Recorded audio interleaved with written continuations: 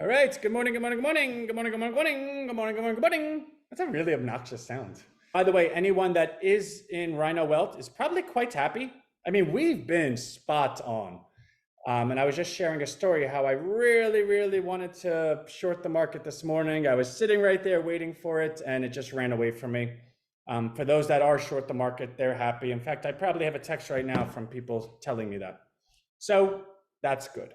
In fact, I really think we need to do another RHINO Wealth email. It's just going to take time. But I really would like nothing more than to take the last month of emails we sent out, match them against the market, and put them in such a way, this is what we've done. Because I really think anybody with an interest in stock trading or stock option trading and an interest in being part of a platform that's, correct, would be quite happy. I almost feel like I'm doing a disservice to people by not telling them how good that platform really is. So that's how I feel about that. Okay, I have to apologize about lying. I am a big liar. I said yesterday that I would email before the end of the night. And you know what I'm finding? So I'm up 3 in the morning, 4 in the morning every day. And I'm wildly energized all day. Then 6 o'clock rolls around. And 6 o'clock hits, I want to just eat something and kind of put my feet up and watch some stupid mindless on TV. But because TED is a 24/7 project right now, I don't get to do that. So then around 7:30, I'm like, all right, I have to go to sleep despite my best interests or my best intentions. So I take, so I have a prescription for helping sleep. It's called trazodone, and it's really mild. But when your mind is like, dee, I need it. So I take a trazodone and then I eat some food. And within 45 minutes, I'm like, in which case, that's a good thing. I'm in bed, 8 o'clock sleeping, so that I can do it all over again the next morning. The point being that at 7:30, 7:45, 8 o'clock, I'm like, oh my God, I said I was going to write an email, but we're still not where we need to be. Let me just speak to everyone live tomorrow. Let me do that. So I'm not even sure that's a good reason. I definitely know it's not an excuse, but it's the truth. So for what it's worth, I'm sorry.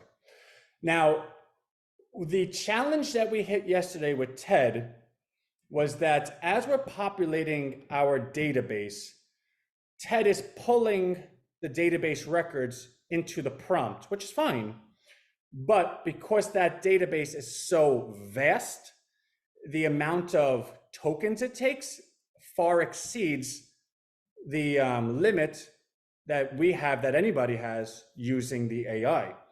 Like for instance, the AI allows us 32,000 tokens per response, which is the highest of anyone. With our database, we need 150,000 tokens. So it's funny. So my team will email me, well, not even, like message me. Oh my God, Anthony, ah! And I'm like, calm down, relax, everything's okay. There's always another solution. There's always another way to skin a cat. I have 2 cats, so I just want them to know that I'm on to them. So what I said was, that's not what we're trying to do. We're not pulling that into the prompt. We need to create the API integration that allows, upon a trigger word, TED goes to that destination and scans it all, and is able to take the information, able to take the proper response, the proper data set, and bring it back to the user. I go, in that situation, we don't use any tokens. TED is just going. It's almost like cloud. Like for instance, when you save something, you save it on your computer, you take up space. If you save it to the cloud, you don't take up space. That's not an exact analogy, but if you understand it, it's kind of what I'm talking about. So Anthony, post-trazodone Anthony, mind you, is working with this team doing coding. And I could do coding, but like, I can't do coding. But I have AI, so I could code with the best of them because I know how to prompt. So we found the solution. And what was really cool about the solution is that in finding the solution, we found more things we can do. In fact, we found that we're able to have TED accept permissions to actually email on your behalf. Now, of course, we've spoken about that before. TED could do your email, your text, blah, blah, blah. But we actually found that you can say, hey, TED, listen, go email Andy that I am unable to make this call Friday. The reasons are this, this, and this, but write it to be really nice. Andy was really expecting to speak to me. Tell him these reasons, make it sound optimistic, and if he needs me, give him my scheduler. We can do that because, again, we're using all the coding that we did to create the neuro-linguistic programming and the intent-based algorithm of understanding Myers-Briggs personality test of TED to the user, to now repurpose that to be able to be the engine that can facilitate commands. Now, we're not going to have that in our launch because I just want the launch out. Like I want it out. That's as nice as I can say that sentence. So I plan on having it out today because I remember Monday I said this is not going past Wednesday. And of course, you know, when I say the sentence, I don't know what I don't know, it kind of sounds cute because you can say that about anything. But I really say it because I just don't know what I don't know, which means the smarter you are, the more times you say that sentence and it doesn't come to fruition.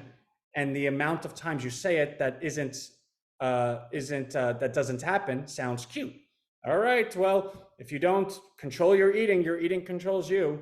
And like you could be a weightlifter for 2 years and then all of a sudden you become fat because you just eat and you're like, oh wow, your eating controlled you.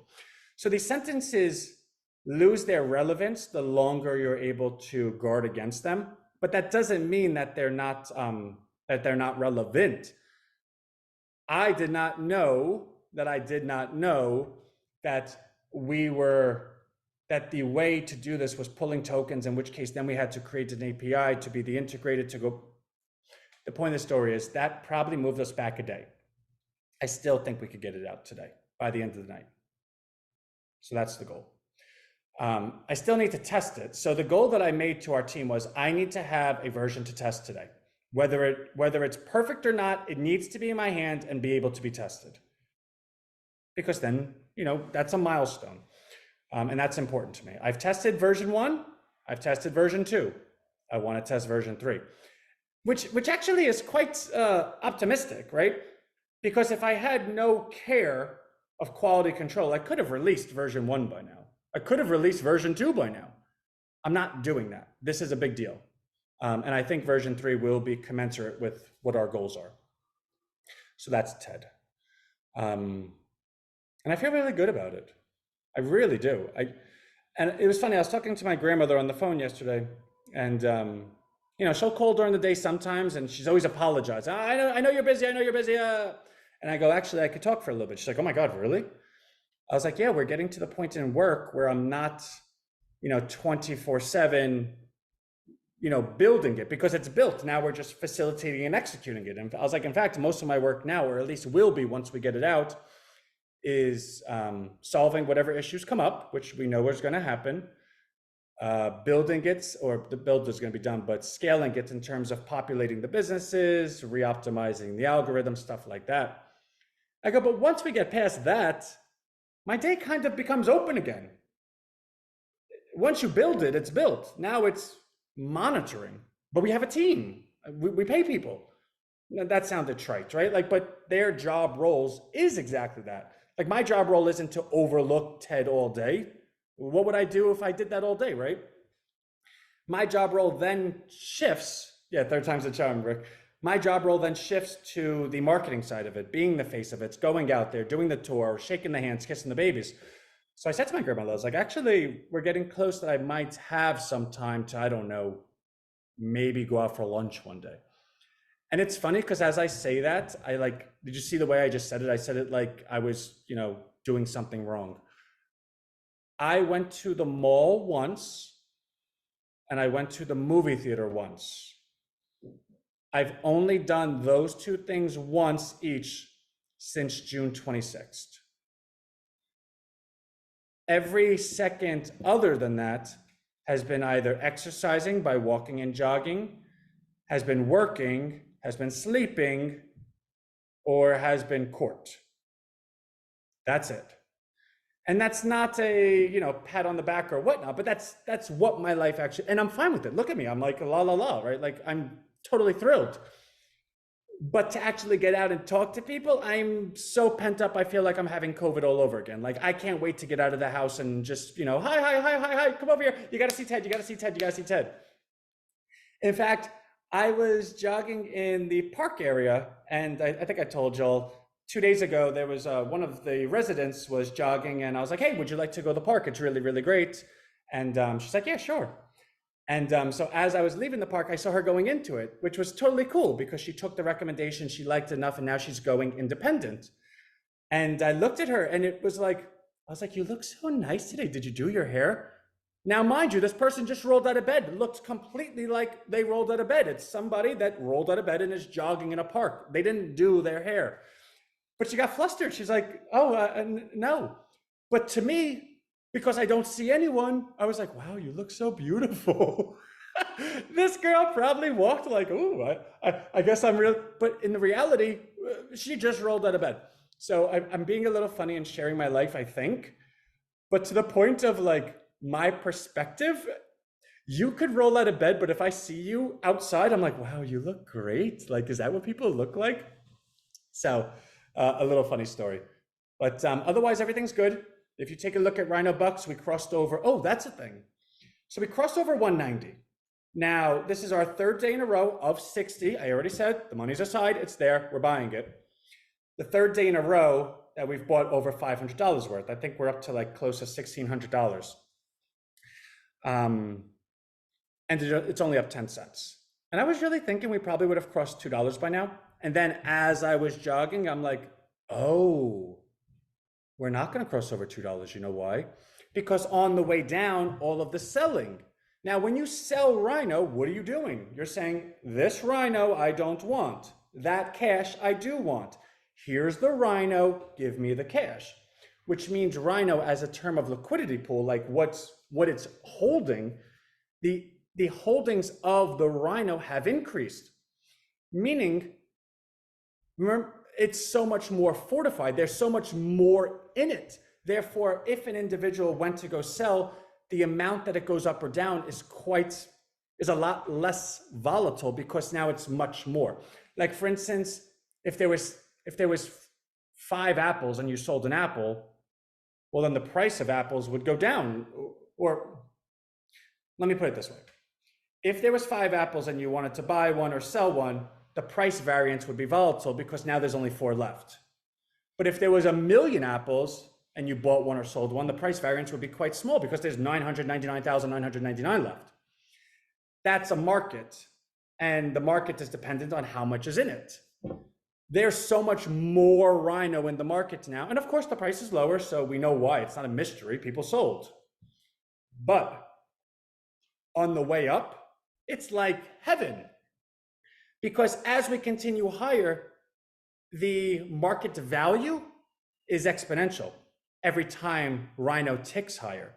So for instance, right now, I think we have a market value of 117,000. Now, of course, at the high, it was 137,000. So we're still 30,000 away from it. But the 116, 117,000 we are at 190 on the way down was at $2. Meaning when we get back to our all-time high, which was what, I think like 270 or something, and the value was 137,000. By the time we get back to 270, that value is not going to be 137. It's probably going to be 170,000 because there's that much more in the market. So just a little perspective, like as I was buying it, and of course I'm buying, you can look at the time, by the way, if you want to see I'm awake, it's like 4 a.m. As I'm buying it, I'm like, oh, come on, go higher, because I know it's something that we all view. Of course I want it higher. But as it's not going higher, I'm like, why is that? And then right? Like a little bit of math. So that's that. And that's good news. So as you see it move higher, like for instance, when you see it at 2, the thought process that you would have or will have if you don't understand anything I just said, but more notably would have before listening to what I just said, oh, it's $2. It's like the same as it was 2 weeks ago. No. The $2 today is stronger than it was 2 weeks ago because the $2 today represents, say, and these numbers aren't real, right? But the point being, this $2 represents 100,000 items. Those $2 represented only 80,000 items. Now, which $2 are stronger? Well, obviously the one with 100,000 behind it, not the 80,000. Hence, what we're doing now is quite stronger, because for the individual now that says, oh, I want to sell 10,000 worth, well, selling 10,000 worth, we saw, brought it from what, 270 to 220. That was like 50 cents. Now, if you sold 10,000 worth, it wouldn't bring it down 50 cents. It'd probably bring it down like 35 cents. And that's always the goal. That's how you mature a market. You need to allow trading to happen, not allow, but you need to foster trading to happen. And you need to constantly just build it so that it's so strong like bull, that when transactions happen, the volatility isn't as outsized. And that's, I mean, realistically, we're building a market in broad daylight. Like, it's what we're doing. And, you know, for those that have never built a market, which is everyone, right? Like, I've never built a market. We're building a market together. It is a fun educational process. And the question is, or at least the goal is, every day, regardless of how tiny, are you building it stronger than the day before? Is it stronger today than it was yesterday? Because as long as that's true, then you could take any rate of change or any duration. By being an owner today, you're always going to gain value later. Because there's people that own 10,000 coin, 20,000 coin, whatever the case may be. You might look at yourself one day and say, you know what? I own 20,000 coin, which actually I think only 3 people do. So it's not like a lot of people. I own 20,000 coin. Let me just see what I would get if I sold it. So you would go to Pancake Swap, put the 20,000 in, and you would see that the price you would get would probably be like $1.10. And you're like, what? It's $1.90. Why would I get $1.10? Well, because the market's not large enough to absorb that much coin. So you're going to slaughter the market. Now, give it, I don't know, give it 5 months, right? And you do the same exercise. Oh my God, let's see, please, let's see what happens. Now, the RHINO is no longer $1.90, say it's $2.20, $2.30, like it moved up, okay. And now you're like, okay, I did it at $1.90, they were giving me $1.10, it's now $2.40, I'll probably get $1.60, right? 80 cents here, 80 cents there. And you do it on Pancake Swap and it says you're gonna get $2.13. And you're like, what? That's only 27 cents less than where it is right now. It used to be 80 cents. How did that happen? Oh, the market is growing. Oh. So that's, it's funny, whenever you think about investment, nobody invests for a day. Nobody invests for a month. That's called trading. In fact, no one even invests for a year. That's still quasi-trading. But because we are so accountable, so transparent, and we are live with you every day, it's almost like, is it Maya Angelou that said it? Nothing is as important as you think it is when you're thinking about it. It might not have been her, it's someone. Clearly someone said it, right? The point being, when you look at a stock price every single day, the variance of it from yesterday to today is 100% of your focus. Well, it was $2 yesterday, it's $1.90 today, it's down 5%.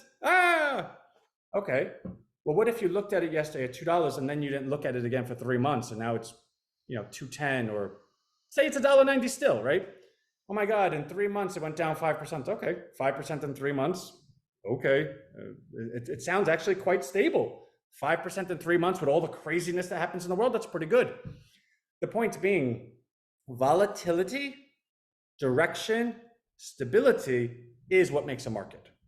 So I've said it so many times, and many people might not have known the wisdom in it when it was happening. Not that I'm like the wisest person, but I know markets. I don't care what RHINO price is. I really don't. I will never care what RHINO price is. I don't. That doesn't mean I don't want it higher. But on the list of things I care about when it comes to RHINO is it a functional market? Can anyone buy and sell at any time that they want to? That's number one. That you can always get your money out that second. Is the market stable? Is the market non-volatile? And is the market going in the right direction? And is the market growing? Those are the 5 things I care about well before price. And like my father said, who's really not a good person, but he said some nice things. Anthony, Don't ever worry about money in your entire life. Worry about outworking someone and doing the best you can do, and the money will always be there. Which actually, I think a lot of people probably here are like, anytime I had a real conversation with Anthony on finances, oh my God, his finances, he like brings down to the red line, but then he somehow finds it. You know why? Because I will outwork anyone and we're doing the right thing. I don't mean to yell, but I have an ex-spouse who would always say, Anthony, I'm worried about money. And I would say, well, I'm not. She goes, how are you not worried about money? I go, because it's only money. Yeah, it's easy for you to say, Aunt. I go, this is why, I go, you'll never understand what it's like to be a founder.